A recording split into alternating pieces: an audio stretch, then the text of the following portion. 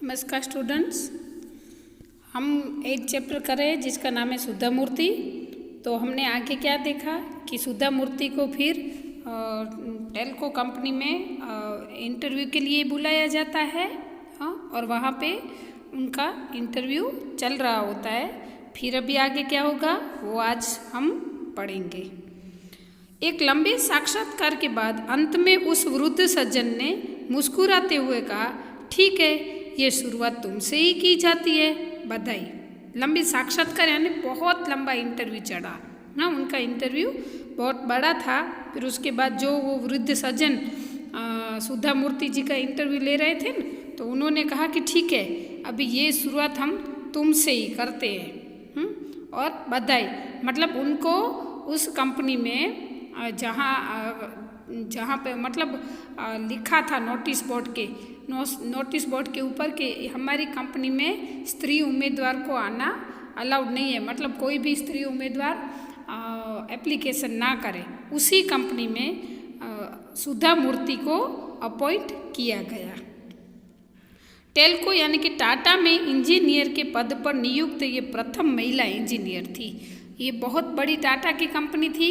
उसमें इंजीनियर की पोस्ट के ऊपर सबसे पहले अगर कोई अपॉइंट हुआ, हाँ, तो उसका नाम था सुधा कुलकर्णी। आपको ये 1 लाइन आंसर में पूछा जा सकता है कि सर्वप्रथम महिला इंजीनियर कौन थी कंपनी में जिसको नियुक्त किया गया था, तो उसका आंसर आएगा सुधा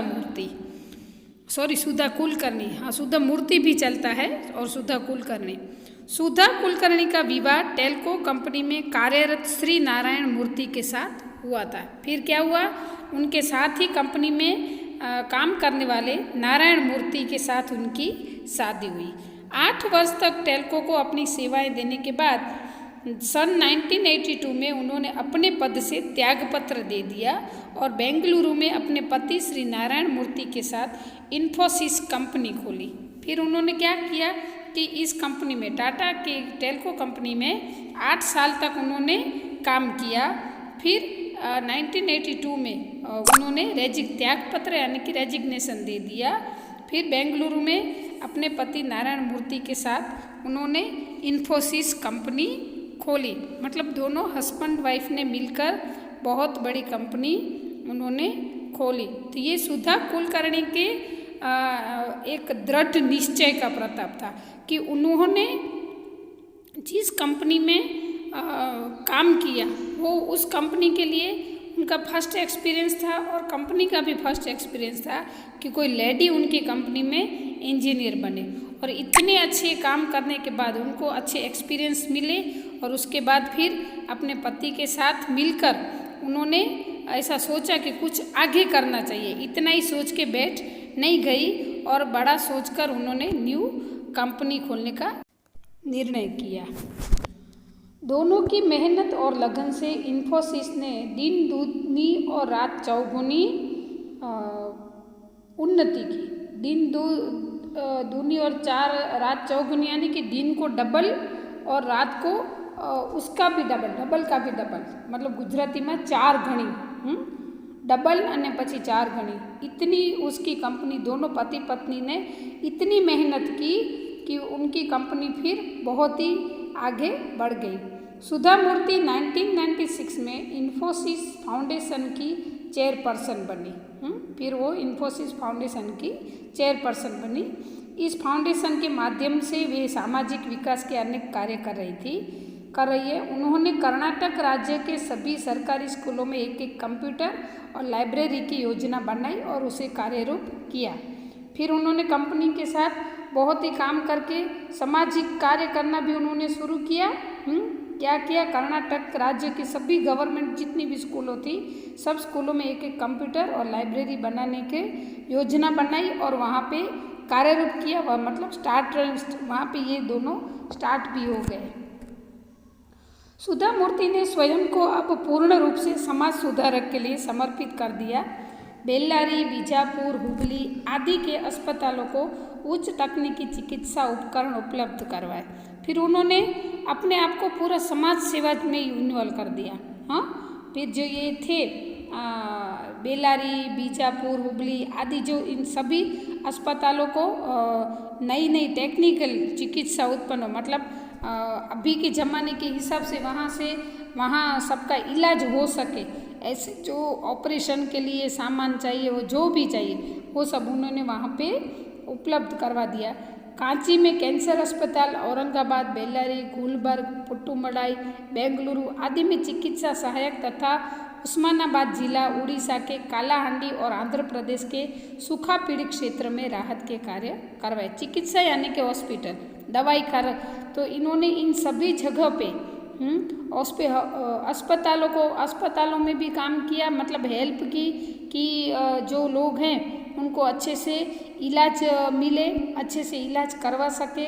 और जहाँ जहाँ पे जो सूखा पीड़ित था, मतलब जहाँ पे अकाल जैसी परिस्थिति हो जाती थी, वहाँ के लोगों को वो मदद करते थे।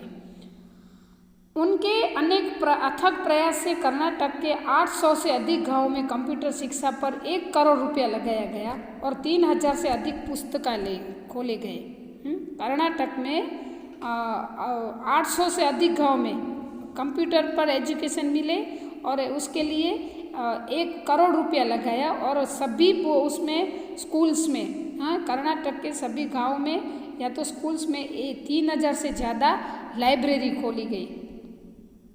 उन्होंने गरीब बच्चों को सहायता दी, स्कूलों की इमारतों का निर्माण करवाया, अधिकतम अंक लाने वाले बच्चों को छात्रवृत्ति दी और गांव में लगभग 300 कंप्यूटर वितरित किए। फिर उन्होंने ये समाज विकास का काम आगे ही बढ़ाते रहे वो, कि स्कूल, नई स्कूलों की इमारतें बनाने यानी नई स्कूल खोली उन्होंने। फिर जो बच्चे स्कॉलर थे, पढ़ने में जो अच्छे परसेंटेज लाते थे, उनको स्कॉलरशिप दिलाई और 300 से ज़्यादा कंप्यूटर छोटे छोटे गाँव में उन्होंने डिस्ट्रीब्यूट किए, वितरण किया मतलब डिस्ट्रीब्यूट किया।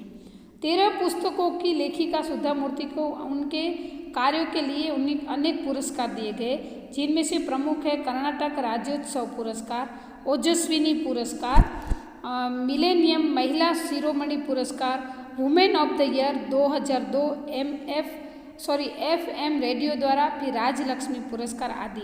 उनकी ये समाज सेवा की जो प्रवृत्तियाँ थी, समाज के प्रति उनको जो लगाव था, उनके लिए जो सुधा मूर्ति ने जो कार्य किए थे, तो उनको ये सारे पुरस्कार मिले थे। सुधा मूर्ति ने अपनी उपलब्धियों से महिलाओं का मार्ग प्रशस्त किया, मतलब महिलाओं को आगे बढ़ने के लिए उन्होंने रास्ता दिखाया। मार्ग प्रशस्त करना मतलब रास्ता दिखाना। आज इंजीनियरिंग महाविद्यालयों में पढ़ने वाले छात्रों में से 50% संख्या लड़कियों की है। इन्होंने ही शुरुआत की कि लड़कियों को यानी कि महिलाओं को आगे बढ़ना चाहिए। और आज हम देखते हैं कि इंजीनियरिंग कॉलेज में 50% लड़कियां इंजीनियरिंग का पढ़ाई कर रही हैं। जिस मार्ग पर अनेक उद्योगों में मशीनों के बीच लड़कियां कुशलता से कार्य कर रही है, जिस मार्ग पर चलकर सुधा मूर्ति ने अपनी प्रतिभा, लगन और परिश्रम से सफलता की ऊंचाइयों को छुआ, उस मार्ग पर नई पीढ़ी को आगे बढ़ता देखकर वे खुशी से फूली नहीं समाती। महिलाओं की सफलता पर वे कहे उठी, हमारा मार्ग कठिन अवश्य है किंतु चलना जरूरी है। तो वो उनका कहना है, उन्होंने जो महिलाओं के विकास के लिए या तो खुद की जो कुशलता थी वो दिखाने के लिए उन्होंने मेहनत कर जो भी लगन और परिश्रम से काम किया, तो वो ऊंचाइयों तक, टॉप लेवल तक पहुंच गई। तो और ऐसे ही अभी की ज़माने की जो लड़कियां हैं वो भी उनके रास्ते पर चल रही है।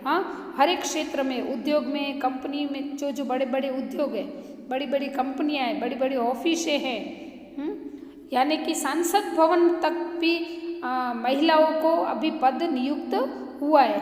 तो ये सब देखकर वो फूली नहीं समाती, मतलब बहुत खुश हो जाती है। कौन? तो सुधा मूर्ति।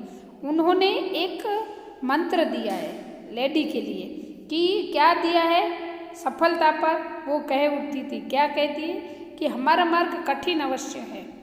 इस रास्ते पर चलने के लिए महिलाओं को बड़े से बड़ी मुश्किलों का सामना करना पड़ता है, लेकिन उसके ऊपर चलना जरूर है। मार्ग भले कठिन है, लेकिन उस मार्ग से डरकर हमें बैठना नहीं है, हमें उसके ऊपर चलना जरूरी है। स्टूडेंट, ये लेसन यहाँ पे ख़त्म होता है। आशा रखती हूँ आपको अच्छा लगा होगा। खास करके लड़कियों को अस्तु।